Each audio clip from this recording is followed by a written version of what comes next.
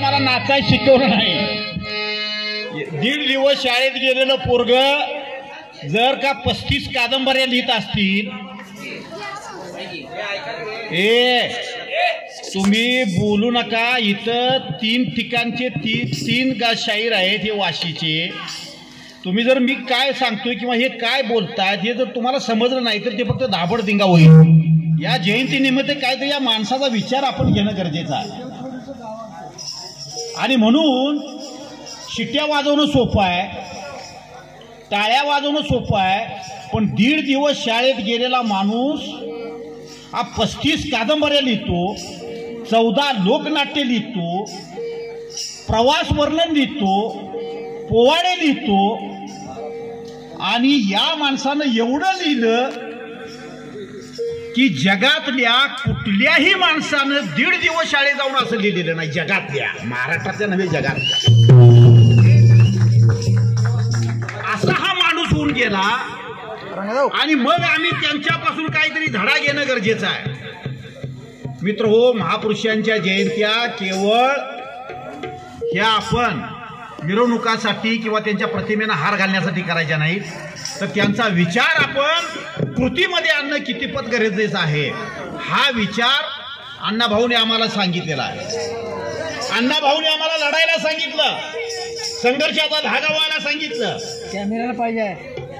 अण्णाभाऊने आम्हाला लिहायला सांगितलं, अण्णाभाऊने आम्हाला एकजूट करा आणि समतेसाठी टोला हाणा संघर्षाचा हे सांगितलं। आम्ही संघर्षाचा टोला हाणतोय का?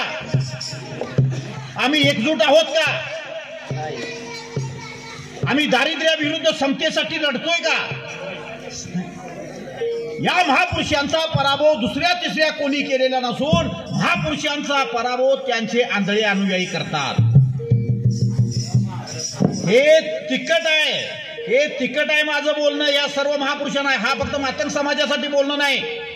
या महाराष्ट्रामध्ये ज्या ज्या जाती आहेत त्या जातीतले जे महापुरुष आहेत त्या महापुरुषांचा विचार आंधळ्या अनुयायांनी मारला आणि त्यांच्या शत्रूंनी मारला। आणि म्हणून अण्णाभाऊ घेत असताना मित्र हो, अण्णाभाऊ रशियाने घेतला, अण्णाभाऊ पोलंडने घेतला, पण महाराष्ट्रानं अण्णाभाऊ खऱ्या अर्थाने घेतला नाही। अजून अण्णाभाऊचं स्मारक सुद्धा वाटेगावला झालेलं नाही म्हणावं तसं प्रभावी। आणि म्हणून या ठिकाणी अण्णाभाऊंच्या जीवनावरती आधारित एक छोटासा पोवाडा आणि त्याचं गीत सादर करून शाहीर महादेव गुडके यांच्याकडे मी शाहिरीची धुरा देणार आहे।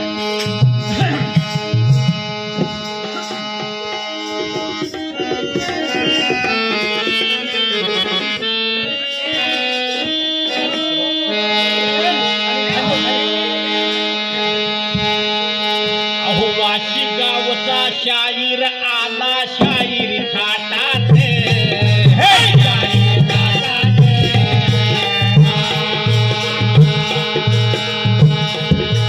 वाशी गावचा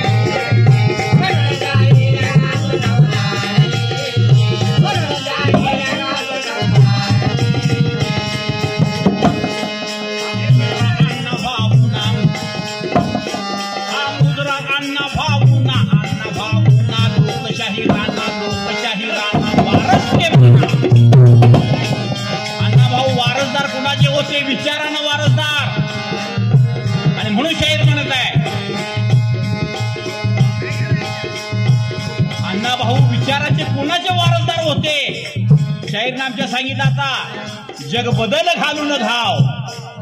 हे जग बदलायचं असेल, परिवर्तन करायचं असेल, माणसामध्ये बदल करायचा असेल, माणसाच्या वागण्यामध्ये बदल करायचा असेल, आचरणात बदल करायचा असेल, तर त्याला शिवाजी महाराज, शाहू महाराज, महात्मा फुले आणि बाबासाहेब आंबेडकरांच्या शिवाय हे जग बदलणार नाही असं अण्णाभाऊ सांगतात. आणि म्हणून शाहीर म्हणतात,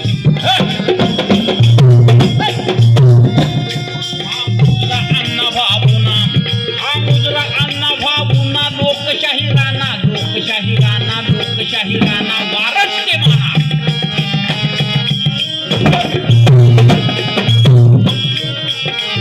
ज्योतिराव भीमरावांचे ते खास, ज्योतिराव भीमरावांचे ते खास, ज्योतिराव भीमरावांचे ते खास, ज्योतिराव भीमरावांचे ते खास. अन्याय गुलामगिरी विरुद्ध लढण्यात,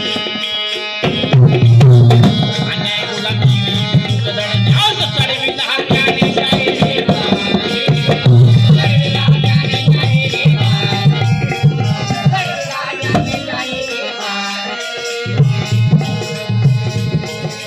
भाऊनी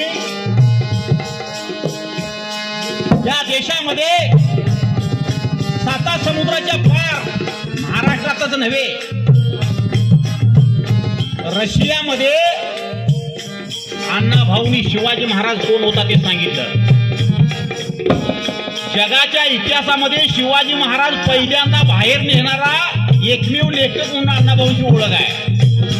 शिवाजी महाराज महाराष्ट्रापुरताच होता, परंतु महाराष्ट्राच्या बाहेर रशिया देशामध्ये अण्णाभाऊंनी शिवाजी महाराज कोण होता हे सांगितलं. आणि तिथल्या प्राध्यापकानं शिवाजी महाराजांच्या ग्रंथ लिहिला मोठा. या प्राध्यापकाचं नाव आहे प्रोफेसर चेलेशिव. आणि त्या चेलेशिवला पंडित नेहरूंनी जेव्हा विचारलं भेटीला गेल्यावर रशियात, अहो प्रोफेसर चेलेशिव, तुम्ही शिवाजी महाराज कसा काय लिहिला? आमच्या महाराष्ट्रातला शिवाजी तुमच्या रशियात कोणी सांगितला? तर त्यावेळी ते म्हणतात प्रोफेसर चेलेशिव की सांगली जिल्ह्यामध्ये वाळवा तालुक्यामध्ये वाटेगाव नावाचे एक गाव आहे, आणि त्या वाटेगावामध्ये तुकाराम उर्फ अण्णाभाऊ साठे नावाचा एक माणूस होता, आणि त्या माणसानं आम्हाला शिवाजी महाराजांचा इतिहास सांगितला, म्हणून मी एवढा मोठा ग्रंथ लिहिला.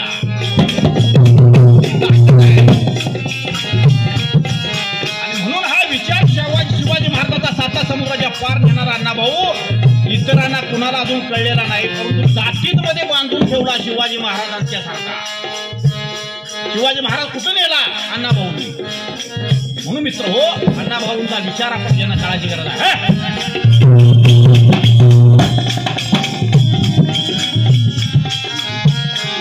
ऑगस्टच्या 1 तारखेला वाटेगावाला सांगली जिल्ह्याला वाळवा तालुक्याला तुकारामाचा जन्म झाला. तुकारामाचा जन्म झाला. पराक्रम काय त्याने केला, पराक्रम काय त्याने केला, सांगतो ठेवा ध्यानात.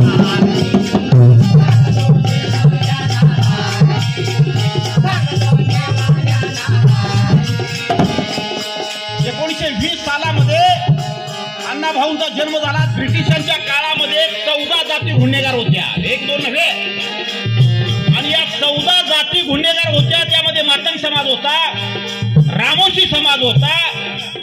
अशा 14 जाती आहेत. त्या सगळा इतिहास मी तुम्हाला बोलून सांगत नाही, वेळ नाही तेवढा आपल्याला. आणि मग ब्रिटिशांनी ठपका ठेवला की गुन्हेगार जमात आहे, म्हणजे माणूस जन्माला आल्यापासून तो गुन्हेगार मरेपर्यंत गुन्हेगार. अण्णाभाऊने मान्य केलं नाही. अण्णाभाऊ तसे गुन्हेगार वगैरे आम्ही माणसं नाही, आम्ही माणसं मूल्ये जगणारी माणसं, आम्ही मानवतावादी माणसं आहोत, हे अण्णाभाऊनी त्या काळामध्ये दाखवून दिलेलं लक्षात घ्या. आणि म्हणून अण्णाभाऊ काय म्हणतात, आम्ही माणसं कष्ट करणारी माणसं आहे, कष्ट करून जगणारी माणसं आहे. आणि म्हणून अण्णाभाऊ म्हणतात, श्रम हेच आमचं दैवत, श्रम हेच आमचं दैवत, असे अण्णा नेहमी म्हणत.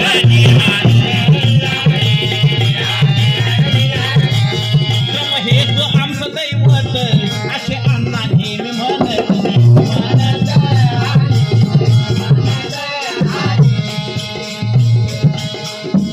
श्रम विना नाही किंमत, श्रम विना नाही किंमत, संघर्ष हवा जीवनात.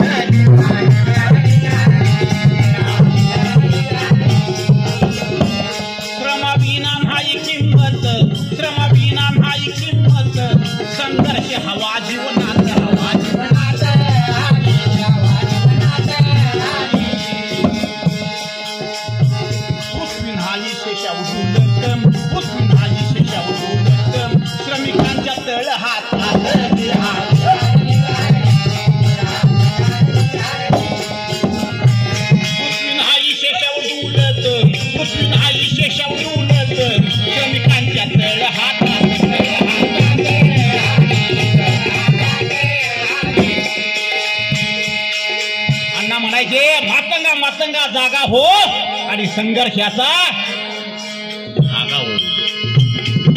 कष्ट हे माणसाने केलं पाहिजे. जो माणूस कष्ट करत नाही तो जगायला पात्र नाही असं अण्णा म्हणायचे. आळशी आणि आयती माणसं जन्माला घालणं म्हणजे जमिनीला भार आणि खादीला खार. अण्णा भाऊंचे विचार आहे ते हे माझे नाहीत. लक्षात घ्या. माणसानं कष्ट केलं पाहिजे, मेहनत केली पाहिजे, राबलं पाहिजे. तर त्याच्या पोटाला पोटभर अन्न मिळेल आणि सुखी संसार करेल. आयती माणसं काय पोचायची, बायकोचं कष्ट करायचं आणि हे बोंबलत कुठं तरी दारूच्या गुत्त्यावर जायचं नाही चालणार. अण्णा भाऊ नाही मान पडत.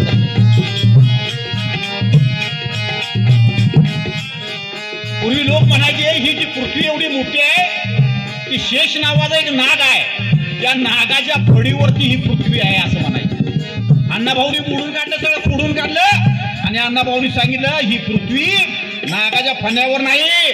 कष्ट करणारी जी माणसं आहे, जी वंचित माणसं आहे, जी शोषित माणसं आहे, जी पीडित माणसं आहे, जी राबणारी माणसं आहेत त्यांच्या हातावर पृथ्वी आहे. ते राबतात म्हणून माणसं पृथ्वीवरची जगतात. कुठला नाग आणि कुठला एवढा विचार मांडला त्या माणसानं त्या काळामध्ये. किती महान माणसानं एवढं मांडला हे त्या काळात कुणाला कळलं नाही. अंधश्रद्धेवरती घाव घालणारा हा माणूस, अंधश्रद्धा मोडून काढणारा माणूस. आम्ही जर त्याला अंधश्रद्धेमध्ये आणि दैववादामध्ये आणि वाईट प्रवृत्तीमध्ये जर ठेवत असो तर त्याच्यासारखं वाईट काय नाही. आणि म्हणून मी तुम्हाला सांगितलं श्रम कष्ट करणं का गरजेचं आहे हे अण्णाभाऊंनी त्या काळात सांगितलं. कारण अण्णाभाऊ जेव्हा पायी प्रवास करत होते मुंबईला जाण्यासाठी, वाटेगाव ते मुंबई 1-2 तासाचा प्रवास नव्हे हो, 700 मैलाचा प्रवास अण्णाभाऊ करत असताना चव्हाण नावाच्या, महादू चव्हाण नावाच्या एका माणसाचा वाटेत बैल मेलेला होता. बालपणामध्ये अण्णाभाऊंच्या पायाला चटके बसत होते. त्या काळामध्ये अण्णाभाऊंनी काय हाल सोसला असेल. आणि त्या महादू चव्हाणाने काय केलं की म्हणाले तुला मी पैसे देतो, तू माझ्या दुसऱ्या बैलाच्या काय हो जोडीला बैल म्हणून गाडी ओढ. कवळं वय, दयामाया आली नाही त्या गाडीवानाला.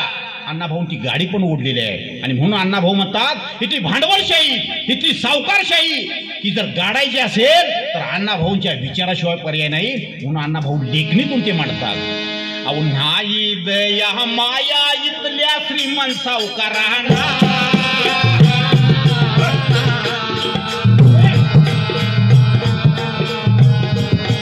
नाही दया माया इथल्या श्रीमंत सावकारांना,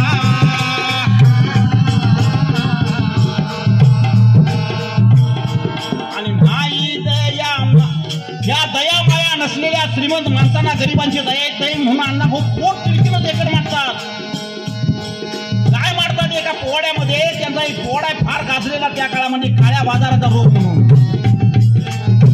आणि म्हणून ते म्हणतात नाही दया माया इथल्या श्रीमंत सावकारांना. का श्रीमंत सावकारांना दया आणि माया नाही? त्यांना पाजर सुद्धा फुटणार नाही. गरिबी ही म्हणजे काय त्यांना माहित नाही. अण्णाभाऊ गरिबीतून गेलेले आहेत. आणि म्हणून अण्णाभाऊंचा विचार हा श्रेष्ठ आहे मित्र. अण्णाभाऊ हा सदासजी समजण्यासारखा नाही.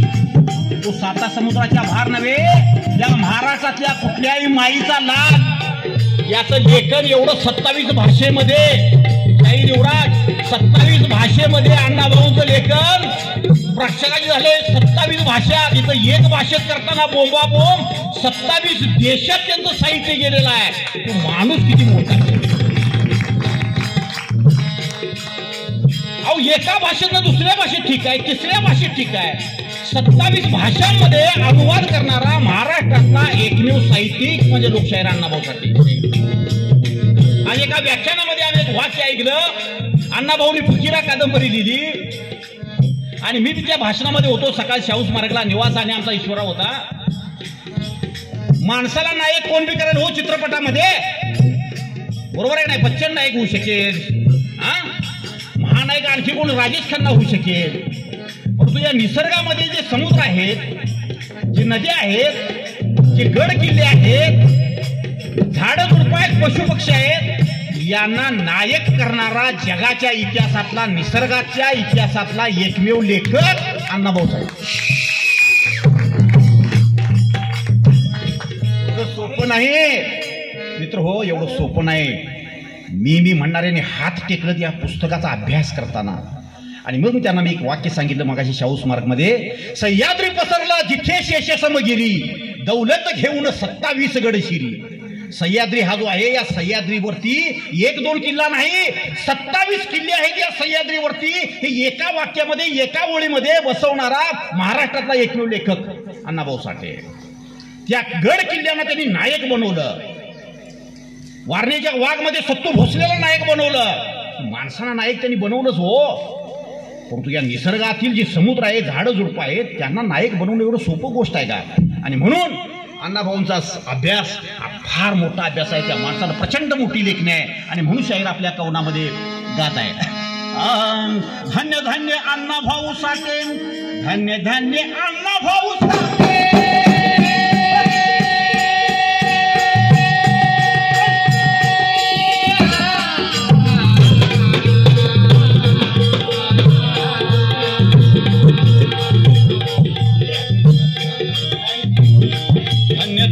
अण्णाभाऊ साठे, धन्य धन्य अण्णाभाऊ साठे. बुद्धीने मोठे, लेखणीनेही मोठे, लेखनी असे त्यांची झुंजार,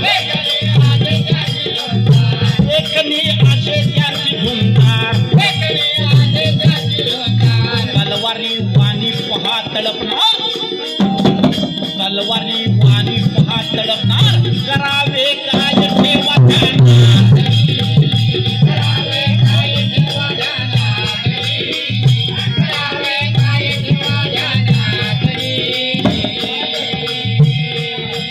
होता पहा झुंजार.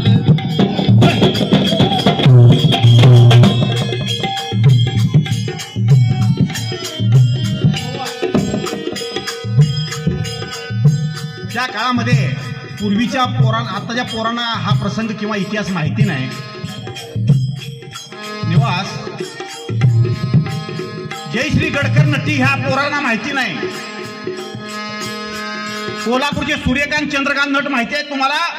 हा, मला वाटतंय वारणेचा वाघ चित्रपटामध्ये सूर्यकांत मांढरेंनी भूमिका केलेली आहे. तर हंसा वाडकर, चंद्रकांत मांढरे, सूर्यकांत मांढरे, जयश्री गडकर ह्या जे नटनट्या होत्या आणि जे नट होते यांच्या पोटाला अन्न मिळत नव्हतं. पोटाला अण्णाभाऊंनी कादंबऱ्या लिहिल्या म्हणून शाहीर 14 चित्रपट तयार झाले आणि 14 चित्रपटामधून यांना काम मिळालं म्हणून त्यांची पोट भरायला लागली. आकाशवाणी सांगली केंद्रावरती आकाशवाणी पुणे केंद्रावरती जयश्री गडकरनं मुलाखत देताना सांगितलं, अण्णाभाऊंनी कादंबऱ्या लिहिल्या म्हणून आमची पोट भरली, म्हणून आम्ही जगलो. काय मोठा विचार आहे बघा. त्यांनी मोठे पण त्यांनी अण्णाभाऊचं मान्य केलं आणि म्हणून शाहीर सांगत आहे. काय सांगत आहे? जयश्री गडकर आणि हौसा वाडकर, जयश्री गडकर आणि हौसा वाडकर, प्रख्यात होते नटते थोर, प्रख्यात होते नटते थोर.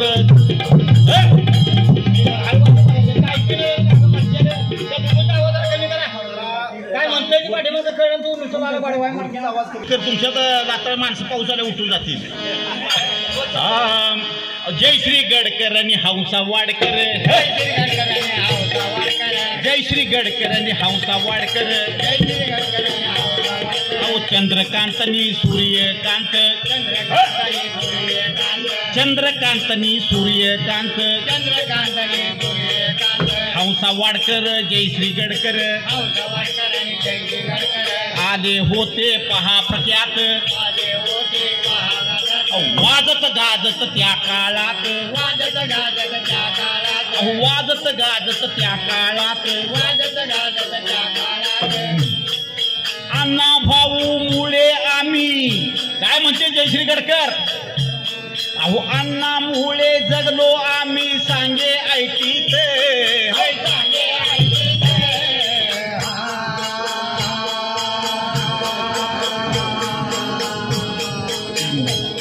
आणि पुणे केंद्राला दिली मुलाखत मोठ्या थाटात.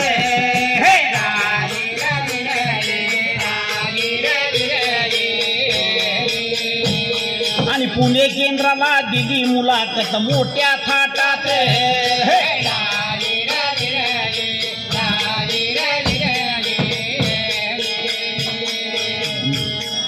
कुणी म्हणे हा मार्क्सवादी. अण्णा भाऊ ना कुणी मार्क्सवादी म्हणत होते, कारण का मार्क्सवाद आणि कम्युनिस्टवाद्यांनी वापर करून घेतला यांचा.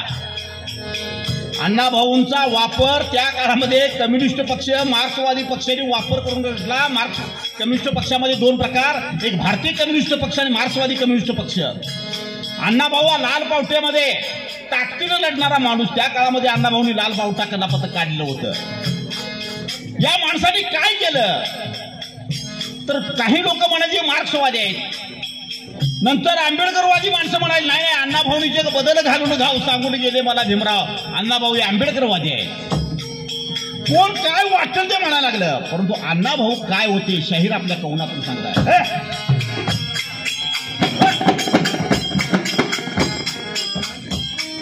कुणी म्हणे हा मार्क्सवादी, कुणी म्हणे आंबेडकरवादी. कुणी म्हणे हो मार्क्सवादी, कुणी म्हणे आंबेडकरवादी, तर कुणी म्हणे हो साम्यवादी. अण्णा होते पहा बंधूनो मानवतावादी, हे मानवतावादी.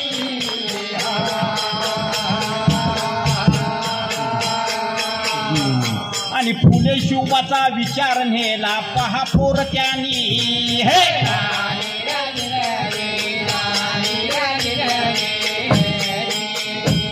आणि फुले आंबेडकरांचा विचार नेला त्याने पुढे.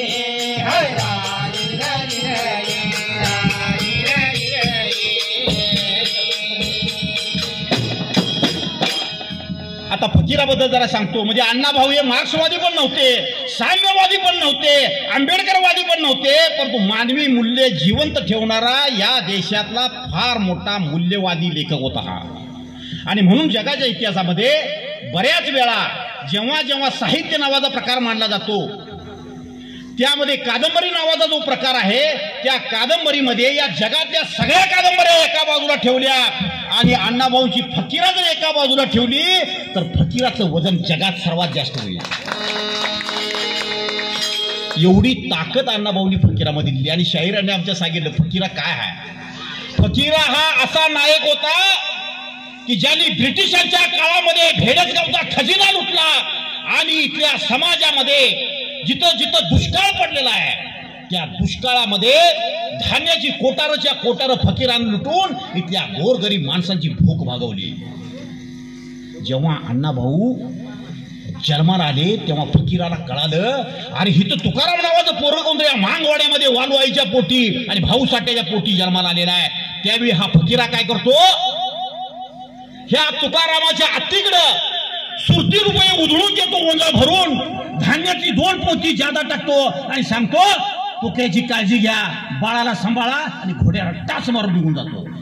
हा फकीरा म्हणजे या फकीरामधून या अण्णा भाऊंना काहीतरी गुटी मिळाली, काहीतरी खाद्य मिळालं आणि त्या खाद्यावरती अण्णा भाऊचा पिंड पोचला गेला आणि त्याची उतराई म्हणून अण्णा भाऊंनी जेव्हा लेखक झाले त्यावेळी फकीरा कादंबरी लिहिली. आणि ती फकीरा कादंबरी महाराष्ट्र सरकारनं शाहीर 1962 साली 1961 साली महाराष्ट्र शासनानं त्या कादंबरीला सर्वोत्कृष्ट कादंबरी म्हणून पुरस्कारानं सन्मानित केलं.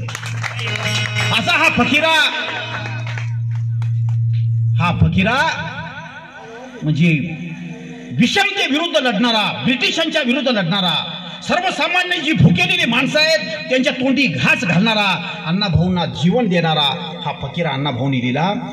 आणि म्हणून अण्णाभाऊंची फकीरा कादंबरी ही भारतामध्ये नव्हे तर जगाच्या इतिहासामध्ये मॅगझिन गॉर्की जसा हा आई कादंबरीमुळे प्रसिद्ध झाला तसा आमचा अण्णाभाऊ फकीरा कादंबरीमुळे जगाच्या इतिहासामध्ये प्रसिद्ध झाला. मूल्य काय असावीत हे अण्णाभाऊंच्याकडून शिकावं. आणि म्हणून अण्णाभाऊंची एक गाजलेली कादंबरी, अतिशय गाजलेली कादंबरी जी परराष्ट्रामध्ये आहे तिचं नाव आहे चित्रा. मूल्य काय असावी, जीवन जगताना माणसानं स्त्रीनं कसं जगावं याची एक उत्कृष्ट नमुनादार कादंबरी म्हणजे अण्णाभाऊंनी लिहिलेली आहे. ती चित्रा कादंबरी रशियामध्ये गाजली आणि त्या रशियन सरकारनं अण्णाभाऊंना सर्वोत्कृष्ट पुरस्कार दिला, शाहीर-ए-अमीज. कोणालाही पुरस्कार देत नाही बरं का रशिया सरकार. हे काय भारतामध्ये कोणाला बी द्या आणि कोणाला बी वाटा खिरापत वाटल्यासारखं वाटत नाही. ते रशियन सरकार आहे. दुसरं महायुद्ध चालू होतं एका बाजूला आणि अण्णा भाऊ दुसऱ्या महायुद्धावरती स्टॅलिनग्राडचा पोवाडा लिहित होते तिथल्या सैन्यांच्या वरती. तिथे सैन्य कसे लढतात त्यावरती पोवाडा लिहित होते. अण्णा भाऊंचा तो पोवाडा आणि अण्णा भाऊंची ती चित्रा कादंबरी जेव्हा प्रसिद्ध झाली त्यावेळी रशियन सरकारनं अण्णा भाऊंना शाहीर-ए-अमीज म्हणजे शाहिरीतला सर्वोत्कृष्ट बहुमानाचा पुरस्कार अण्णा भाऊंना दिला आणि अण्णा भाऊंचा पुतळा संसदेपुढे उभा केला रशियन सरकारनं. तिथं पुतळा उभा करताना बोंबाबोंब जागा देऊ का नको, जागा देऊ का नको, या असली अवलादी इथल्या जाती व्यवस्थेमध्ये. म्हणजे खरी परिस्थिती आहे ती. हा माणूस कुठे गेला, तिथले सरकार जात धर्म पंथ काय बघत नाही. माणूस आहे ना, त्याचं लेखन आहे ना, त्याचं विचार आहे ना, त्याचं कार्य आहे ना, त्याच्यावर बघितलं जातं. इकडे तसं नाही बघितलं जात. महादू बुडके कोण? हा मराठा. मग तो धनगर ओळी कसा गातोय? मग तो धनगराचा नाही, त्याला 3रा नंबर द्या. अरे जगामध्ये तू मोठा आहे नव्हती. तुमचे सगळ्यापेक्षा त्याचं गायन चांगलं आहे, त्याचं वादन चांगलं आहे, त्याचं पाठांतर चांगलं आहे, मग त्याला 3रा नंबर का नाही? तू मराठीचा. ही परिस्थिती आहे. खरं आहे ते मी सांगतो. बाबूराव कांबळे भांडतोय, अधिकाऱ्यांनी प्रश्न विचारतो, हे असं का तसं का तसं का असं का. टाका त्याला अहमदनगरला, घाला कर्जतला. बोंबडत कर्जतला 6 वर्ष काढली. जा तिकडे 2-2 तालुका सांभाळत बसला गट शिक्षणाधिकारी म्हणून. तिथनं मग पालकमंत्री केसरकर साहेब आमचे. केसरकर साहेब जिल्ह्याचे पालकमंत्री म्हणलं एका अधिकाऱ्याने किती वर्ष राहायचं साहेब म्हणलं त्या ठिकाणी त्या जिल्ह्यात. तर 3 वर्ष. मग मला 6 वर्ष का? असं कर म्हणला, जरा 5 मिनिटं बाहेर थांब. सर्किट हाऊसला म्हणला निवास. 5 मिनिटं बाहेर थांब. 5 मिनिटांना आधी 5 मिनिटात माझी सगळी माहिती पीएकडनं घेतली आणि असं केलं. असं कर म्हणला, माझ्या जिल्ह्यातच तू चल. आणि म्हणून मला अहमदनगरवर काढला आणि सिंधुदुर्ग जिल्ह्यामध्ये घातला. आता रिटायरमेंटला लोक कोणावर देतील का नाही? ही असली जात व्यवस्था या देशामधली. हे काय परिस्थिती. आणि म्हणून अण्णाभाऊंनी जात धर्म पंथ सगळं बाजूला साडून सांगितलं, वर्ण वर्ग वर्चस्व घेतोनी राख भीमाचं नाव, जग बदल घालून गाव सांगून गेले मला भीमराव. हा अण्णाभाऊंनी दिला नारा. अरे मानतं का उठ. किती दिवस असा राहणार? किती दिवस तू असा राहणार, झोपत राहणार? चालणार नाही. उठ, काम कर, काहीतरी व्यवसाय कर, धंदा कर, प्रामाणिक राहा, खोटं लबाड बोलू नको, निष्ठेनं राहा, प्रामाणिक वाग, तुला काही कमी पडणार नाही. हे अण्णाभाऊंनी त्या काळामध्ये आम्हाला सांगितलं. आणि म्हणून मित्र जाता मी अण्णाभाऊंचं हे पद म्हणतो आणि या ठिकाणी थांबतो. म्हणजे अण्णाभाऊंनी भांडवलशाहीवरती आणि त्या वर्ण व्यवस्थेवरती कसा हल्ला चढवलेला आहे, तिथल्या शेतकऱ्याला कोण कोण लुटतं, कोण कोण लुबाडतं, हे अण्णाभाऊंनी या गीतामधून सांगितलेलं आहे. दलाल, व्यापारी, भांडवलदार, सावकार हे सगळं शेतकऱ्याचं शोषण करतात. शेतकऱ्यांनी न्याय कुणाकडे मागायचा?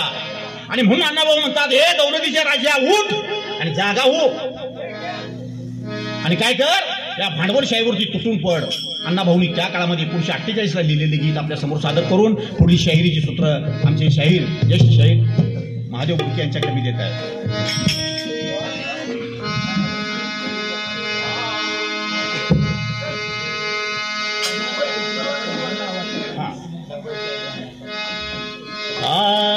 हे दौलतीच्या राजा,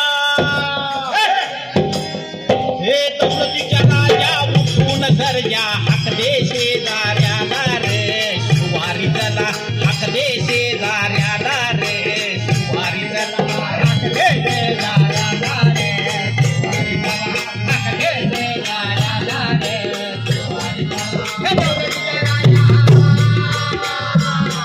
हे दौलतीच्या राजा उठून सर्जा,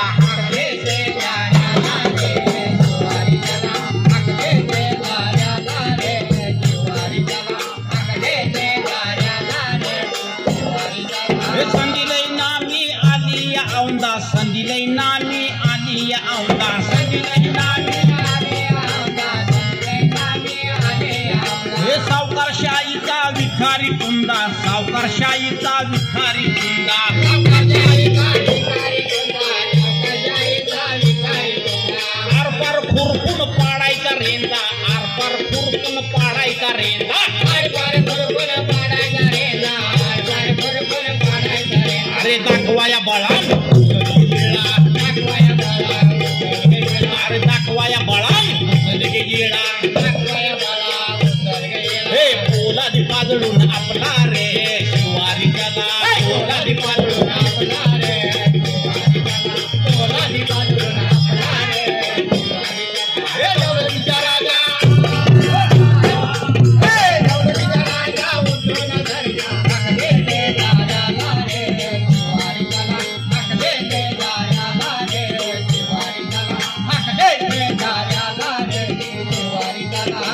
साम्राशाहीची माकड काळी, साम्राशाहीची माकड काळी,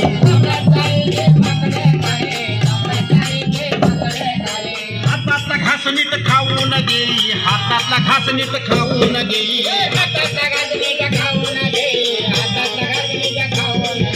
ह्या दिसा लुटतात रे अमराई, ह्या दिसा लुटतात रे अमराई, अरे एकजूट करून नीटनेम धरून, अरे एकजूट करून नीटनेम धरून, आखरीचा मारूया टोला रे शिवारी त्याला, आखरीचा मारूया टोला रे शिवारी त्याला, आखरीचा मारूया टोला रे शिवारी त्याला, हे दौलतीचा राजा, हे दौलतीचा राजा उठून धरला, आखरे ते दादा रे शिवारी त्याला, आखरे ते दादा रे. या देशामध्ये मोठमोठे दलाल सावकार शेतकऱ्यांचं कसं शोषण करतात हे अण्णाभाऊंनी त्या काळामध्ये मांडलं. भांडवलशाही किती बेकार आहे, आणि म्हणून भांडवलशाही नष्ट करायची असेल, शेतकऱ्याला खरं सुखी करायचं असेल तर अण्णाभाऊ म्हणतात त्याप्रमाणे हे सर्व शेतकरी एकत्र झालं पाहिजेत आणि इथल्या व्यवस्थेच्या विरोधामध्ये, इथल्या भांडवलदारांच्या विरोधामध्ये, इथल्या व्यापारी दलालांच्या विरोधामध्ये आवाज उठवला पाहिजे. आणि म्हणून अण्णाभाऊ म्हणतात ती माणसं तुम्हाला खऱ्या अर्थानं सुखानं जगू देणार नाहीत,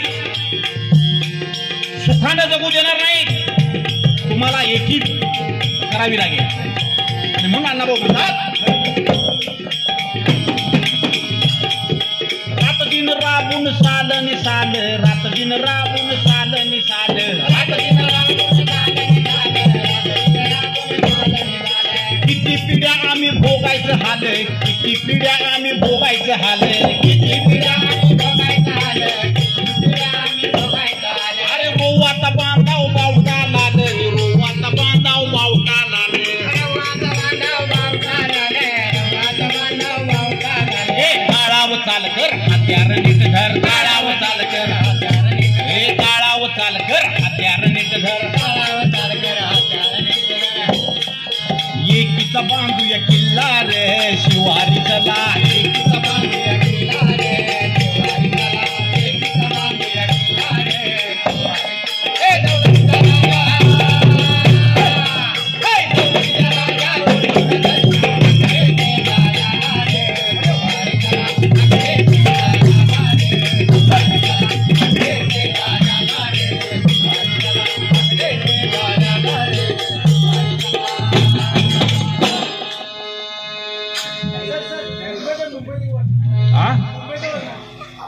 मुंबईची ही पण तुझ्या समाधानासाठी एक चरण म्हणतो, कारण अजून शाहीर आहेत आमचे.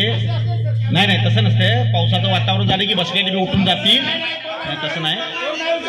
एक चरण म्हणतो तुमच्या समाधानासाठी. मुंबईची लावणी हा छक्कड नावाचा जो प्रकार आहे अण्णाभाऊंनी मराठी साहित्यातल्या कुठल्याही शेंबड्या गोंबड्याला बी कळत नव्हता आणि उच्च शेंडी दाढीवाल्याला बी काय कळला नव्हता, पण अण्णाभाऊंनी छक्कड नावाचा प्रकार काढला आणि मराठी साहित्यातले सगळे साहित्यिक फिके पडले. अरे हे काय काढले म्हणजे अण्णाभाऊंनी हुडकून, म्हणजे त्यातली जी यमक प्रधानता आहे अण्णाभाऊंची, यमक प्रधानता म्हणजे काय, ची ची ची ची ची ची ची ची ची ची, टा टा टा टा टा टा टा टा, ला ला ला ला ला ला, जवळजवळ 1-2 शब्द असेल हो, 150 शब्दांचा एकच प्रास अखंड लिहिणारा हा माणूस. साधी गोष्ट आहे, 150. मी एका शाहू स्मारकमध्ये पडलेल्या वर्षी युवराज हे सांगितलं होतं, साहित्यिकांना प्रश्न पडला की अण्णाभाऊंनी लिहिलं कसं, पा ची कशी येते. आम्ही महाराष्ट्राचे धनी, मराठा शब्द सांगू, ठा ठा ठा टा कसा आला, आम्ही महाराष्ट्राचे धनी नाव मराठा, आम्ही कडे पटारीत चालवला या पट्टा, अजून जिरला नाही हातावरला घट्टा, पण समय आला खोटा, डोकीला नाही पागोटा, रस्त्यात झोपतो कुठे टाकाव्या खाटा. टा टा टा सगळं लिहिलंय. जोंधळा नाही गहू खातो रबरी आट्टा, गिरणीत लावणी तार चालवितो धोटा, बंदरात करून हा माली लावितो काटा, नफेबाज करती बघा थट्टा, नीट चल म्हणती ये बेटा, घडी घडी नडवून पुरा पाडती पिट्टा.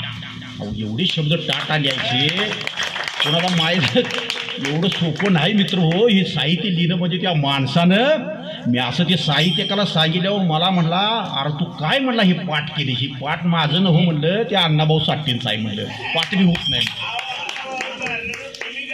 काय साहित्य आहे. एक चरण मी सोलापूरमध्ये गात होतो. लक्ष्मण ढोबळे सोलापूरचे पालकमंत्री आणि महाराष्ट्र राज्याचे पाणी पुरवठा मंत्री होते.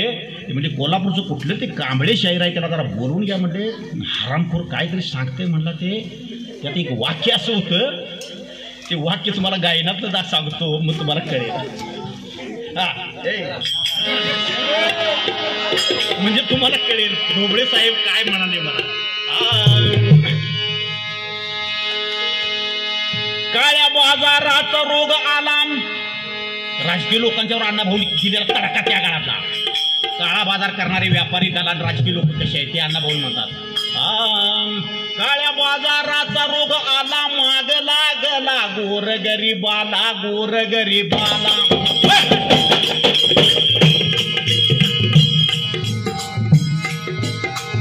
मिळेना सुखाने घास त्याला,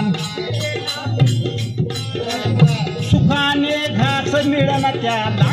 करावं काय आता बोला, करावं काय आता बोला, करावं काय आता बोला. गोरगरिबाला न्याय मिळेना, काळा बाजाराचा सगळा धंदा. आणि अण्णाभाऊ पुढे म्हणतात, साऱ्याच वस्तू महाग द्या, साऱ्याच वस्तू महाग द्या, भुयारात गेल्या मिळे नशा झाल्या. लक्ष्मण ढोबळे ह्यावर चिठ्ठे माझ्यावर.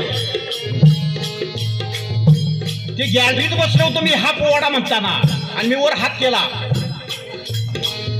वरती बैसले चोर नफेबाज, वरती बैसले चोर नफेबाज. करती ते आज आपुले गाज, म्हणती देशात आपुले राज.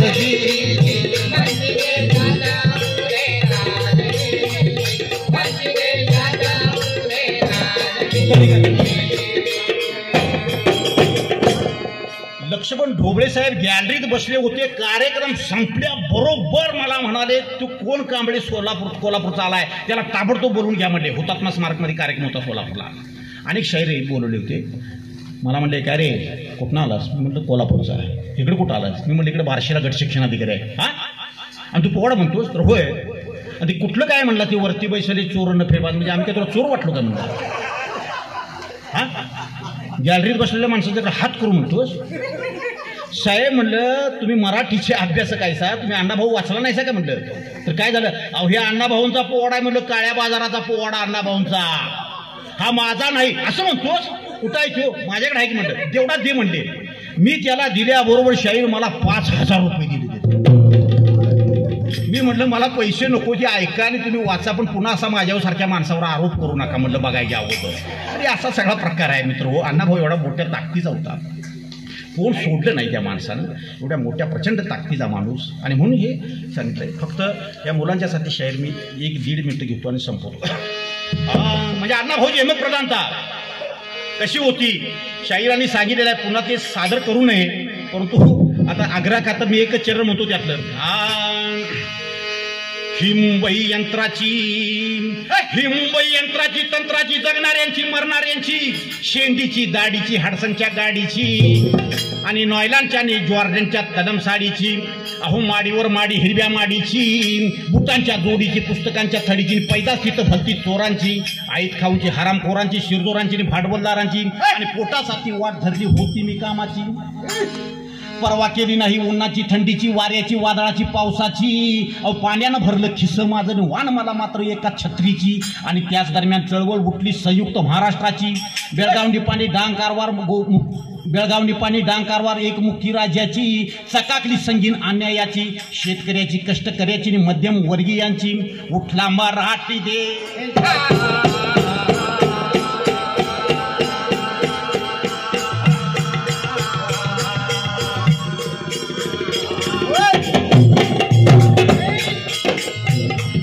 मराठी देश आला मैदानी देश, वैरी करण्या नामशे. ओळी डमडमची छापी मिसायली रे, माझ्या जीवाची होती या खायली. ही माझी महिला गावावर राहिली, माझी महिला गावावर राहिली.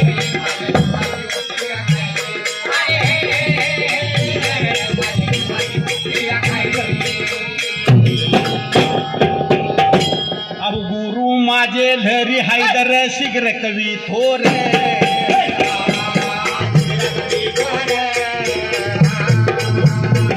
आणि त्याच्या कृपेने शाहीर पिराजी पोवाडली नारे हो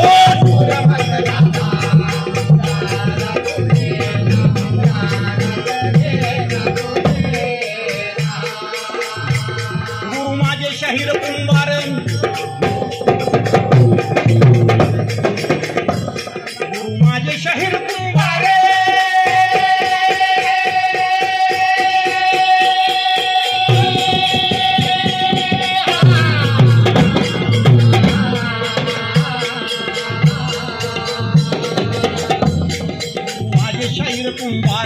गुरु माझे शाहीर कुंभार ज्ञान देणार वाशित राहणार त्यांच्या साह्याने पोवाडा गाणार त्यांच्या साह्याने पोवाडा गाणार शाहीर बाबूराव पोवाडा गाणार माफ करा तुझं होणार